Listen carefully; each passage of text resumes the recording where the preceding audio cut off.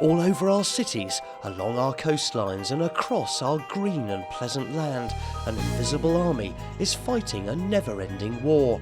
Their enemy is the filth that we create and the vermin that thrive on it. Welcome to the hidden world of the Grimefighters. On Grimefighters tonight, property manager AJ gives his appraisal of a council flat. You don't get worse than this. For litter picker Lou, a burnt-out caravan fights back. Pest controller Dave takes aim, and sewage team Simon and Terry go back to school. 16, 15, 14, 13, 1, 2, 3. A bed sit, and there's been an eviction. Now, obviously we don't know what to find in there.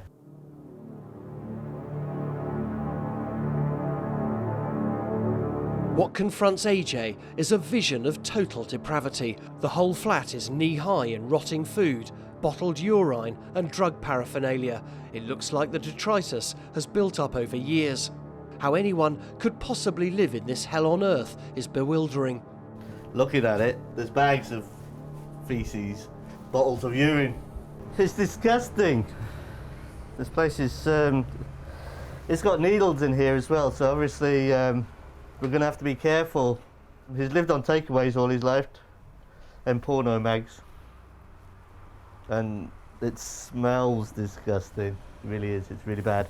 Behind me there's, if you look over here, there's all full of bags. He's actually done it in the bags and in the bottles, and it's all just piled up. This is extreme. Yeah, you don't get worse than this. For AJ, this place is going to be a nightmare. Not only are there leaking bottles of urine stacked everywhere and hundreds of bags of disgusting horrors stashed in every room, the whole flat is littered with potentially lethal syringes. It's going to need a specialist team to clear it up. The problem with this, my normal workmen won't work in here, but I'm having to get specialist cleaning, which costs the council a lot of money. We don't know what we're going to find underneath here. We'll probably find mice underneath here. There's going to be fleas underneath here. So it's like, watch this space, really. It may be 1,000,000 miles away from a bedsit in Leicester, but the Cotswolds, one of England's most picturesque locations, has its own problems with unwelcome vermin. Dave has spent a career leading an offensive against the vast array of nature's pests. Today, he's been called out to a posh house near Stow-on-the-Wold to launch an attack on some unwelcome guests. Well, this lady here's got some moles, making a mess of her lovely garden apparently, and we'll relieve her of them in the greenest way possible. It don't look that good, does it? You've got a nice chocolate box cottage, and then you've got the Battle of the Somme going off on the lawn. The first thing that Dave needs to do is to identify where the moles are coming from. They'll travel along there, along the fence line, and then they'll branch off into here, you see. The mole's life underground is based around two kinds of runs, travelling runs and feeding runs. The key to success is to put a trap down a travelling run, which the mole community all use to get around. Well, that's a classic travelling run. Runs along this fence line, and luckily I've got it this side, so if it's the other side, the sheep tend to tread on them and then they set the traps off.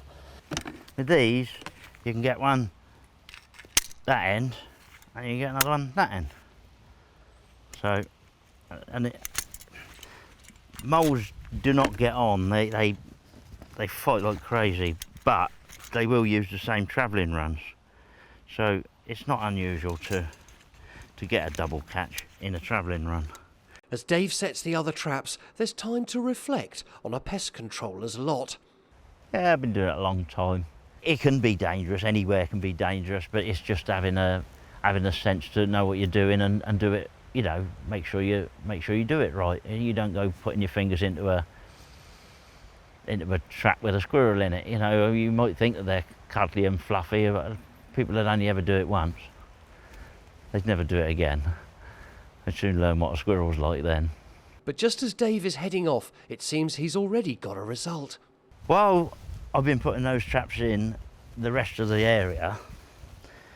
Just as we were about to leave, this one's sprung off. So, and that's the culprit. As you can see, he didn't suffer, and that's the poor little thing that does all this digging. What's he been in? 5 minutes? It's as dead as pork. What's the alternative? Is it somebody going over and spearing the ground with a fork and going through the back end of them, or pouring bleach down holes and things like that? At least with that, he didn't mean it, but he had to pay the price. The successful survive. If you're not, you don't make it. Ain't no welfare state out there.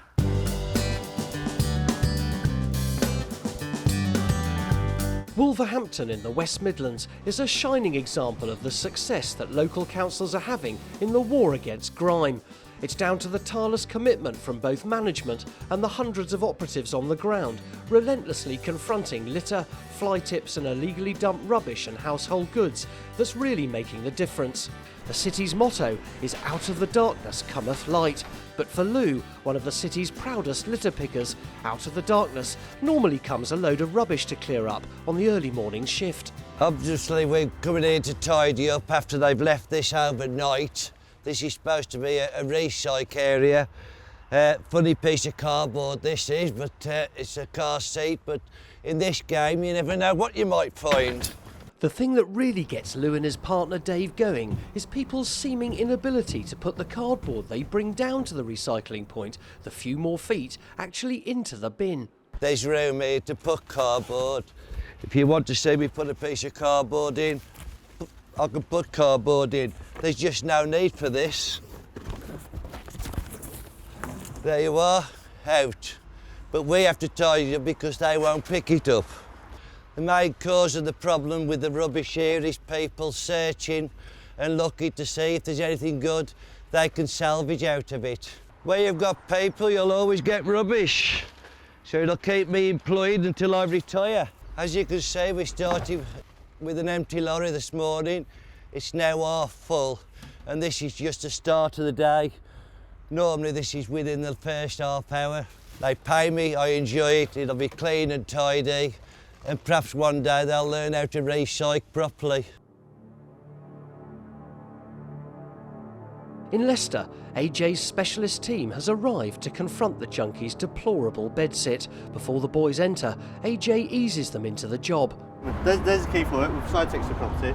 Be careful that there's needles in the property. So do that first. And then there's obviously there's human feces and urine. So basically be careful.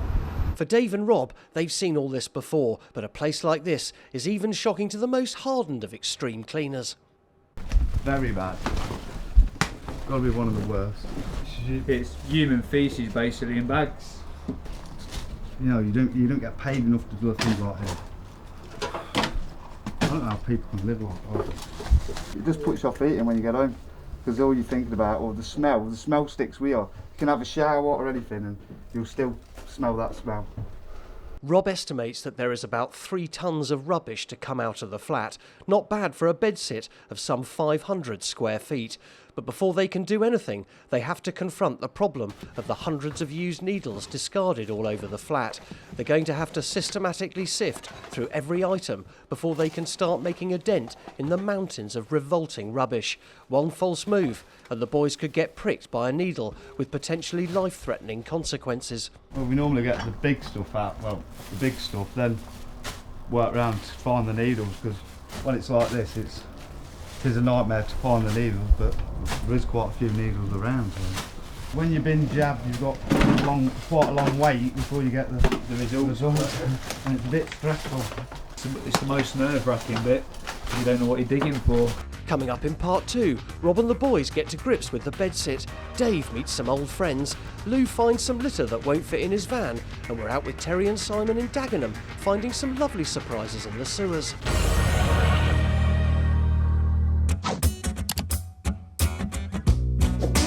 Throughout the country, an army of professionals are continuing to dedicate their daily lives to waging war on the nation's grime. In Dagenham, southeast London, Terry and Simon, one of the council's most experienced sewage clearance teams, are starting yet another shift, keeping the borough's sewers running how they should be. First up is a lady with a blockage from a house to the main sewer in the road. Oh, let's have a look. It's full of wipes again. My pet hate. They're using wipes and it's blocking the systems up. And in a minute, Terry's going to start playing with it. Can you tell whoever's running that water to stop it, please? As Terry starts having a prod about, it's soon obvious to him the blockage is actually down in the outflow near the road. It's going down that one. Time to investigate further. You got a shovel, Till? This is going to be the out that runs to the main. But What do you want people a think I'm shovel for, Hercules who Simon? can pick up. Shovel it out. No. So when I lift it a little bit, you can put the shovel under. Oh, be a man and lift it. Here, Till. Shovel there. Use that one. So with the help of the spade and a couple of screwdrivers, they get the cover off. All they need to do now is unblock the outflow. Till's going to see if the out's blocked, and if so, we're going to attempt to clear it with that rod. That's it. There we go. It smells like fine wine. Yes, lovely. You've got to stop eating them curries. They're really affecting it. All seems to be running wonderfully now, but Terry just checks to make sure. Yeah, all nice and clear. Another job successfully completed, all because of people putting baby wipes down the loo which don't dissolve. Who's our next customer today, then? Reed Road. What we found at this place? There's Yes. some other colours, maybe. Yes. Might be a bit of sweet corn to go with it. Yeah? Could have Might sweet be. corn? Yeah.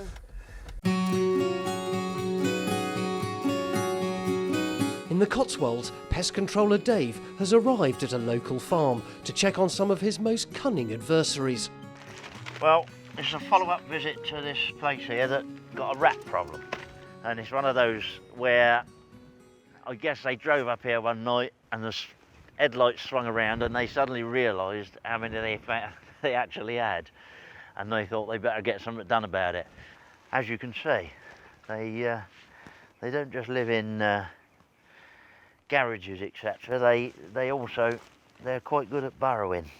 For the moment, I'll just turn over some of these holes, and then next time I make a visit, I can see which ones are opened up, or if they're opened up, we know what stage of the game we're at then. In the country, rats can be a huge problem wherever grain is stored or fed to livestock. They may be enemy number one to Dave, but he has high regard for these mischievous little devils. You have to have respect for them. I mean, they're not a stupid animal. They're very switched on. There's no doubt about that. They'll be around long after we've gone. There's a saying in the city that you're never more than 10 feet away from a rat. In the country, perhaps, you should make that 3 or 4. They're coming out the holes because I'm filling them in. There you go. Oh, yeah, they are. I told you they was clever. As Dave waits for another, he spies a victim of the poison he laid on his last visit. There we go. There's one. The poison is an anticoagulant, and it basically thins the blood to a degree where the slightest bruise, which would normally just bruise under the skin, just causes a hemorrhage that can't be controlled, and they bleed out. And as far as numbers are concerned, poisoning really is the only way of doing it. It has an additive to it called Bitrex, which is very, very bitter, but rodents can't detect the bitter flavour. Anything else would taste it and they wouldn't want to continue. It really is disgusting. I've tasted it.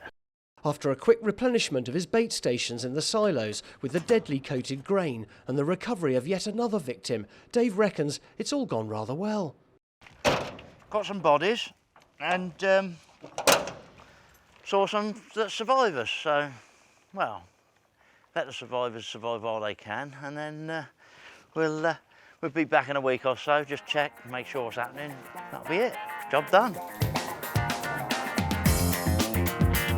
In Wolverhampton, Lou and Dave have been called away from their normal litter-picking duties to help out with an unusual discarded item. They brought this caravan full of old tyres, rubber, the people have got to really pay to get rid of. So they've just dumped it here, set fire to it and run. But obviously we'll clear it up and go from there. We just go clear this traffic at the moment. Stop there. We just direct this bit of traffic and try and give us a bit of freedom. There was one gas bottle, which is over there. Obviously, the fire service have been here and they have said it's safe, so we can carry on. There's not a problem.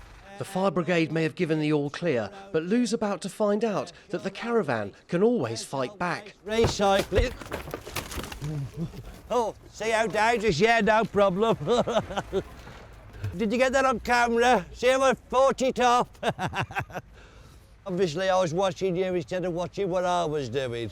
But in true Lou style, his brush with the tyre does nothing to quash his enthusiasm for the job. This is it. You never know, there's a variety of work. There's always something different. It's never the same day twice. The team makes short work of clearing all the rubbish from the caravan, and all that's left to do now is for the shell to be towed away, the road sweeper to do its work, and Lou to give the scene a final brush down. Another good result for Lou and the council's team. At the Junkies' flat in Leicester, Rob and the boys have only been able to clear a path to work from, removing some 20 black bin liners of human excrement, rubbish, porn mags and bottles of urine from the sordid bedsit. But all their work doesn't seem to have made basically the slightest bit of difference. Like you can see there's off the van load. It's not even making a dent in it. It's unbelievable. We're just bagging it and it just, like I say, it's not making a dent. We've not moved much space, as you can see. It's a mess in here. There's still a lot of work to do. Working in these conditions, seemingly making no progress, with the ever-present threat of being pricked by a rogue needle, the job's already getting the lads down. You come into places like this, you think to yourself, what's wrong with the person that's living here? Is there something wrong with them or what? Because to live like that, you just can't be right. It's bad, obviously. You know, 10 minutes in there and you're heating, you know, you want to be sick, but kind of just come out for a quick breather and then dive straight back in again, and you're all right. The smell just gets worse as you get deeper. It's just unbelievable. Everything's on the floor. It's horrible. The boys are now looking up to a week to clean the bedsit properly.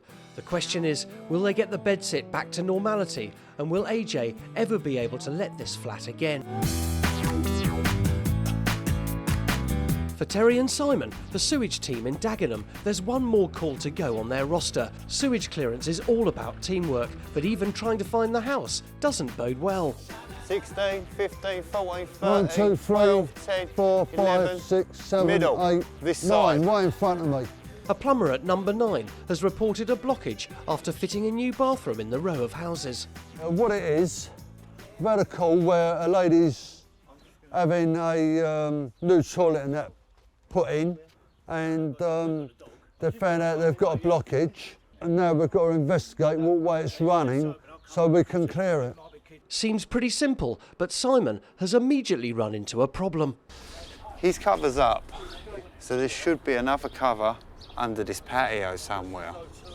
So I'm now going to have to get a metal detector and ring Dave Evans to find out what he wants us to do, because these people are actually on holiday and we can't do anything unless we've got their permission.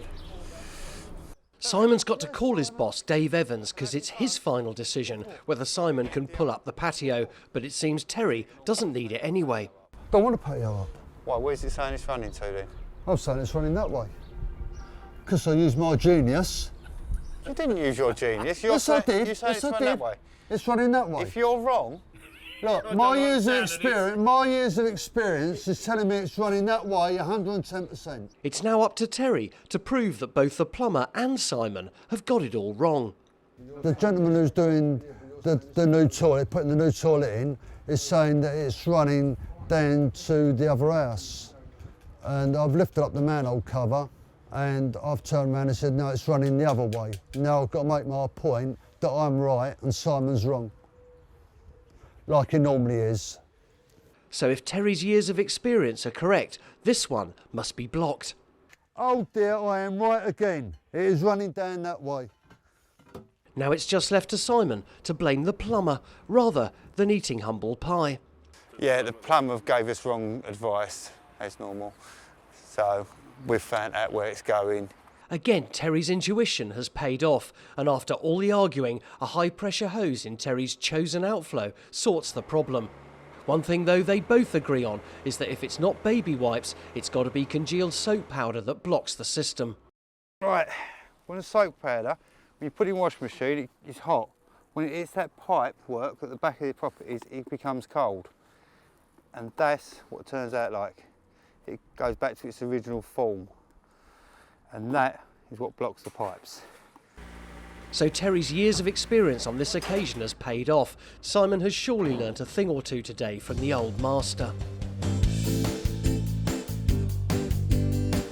Since the filming of the show, Dave has cleared the rats from the local farm, and the boys will be back in the coming days to complete the final deep clean of the Leicester flat.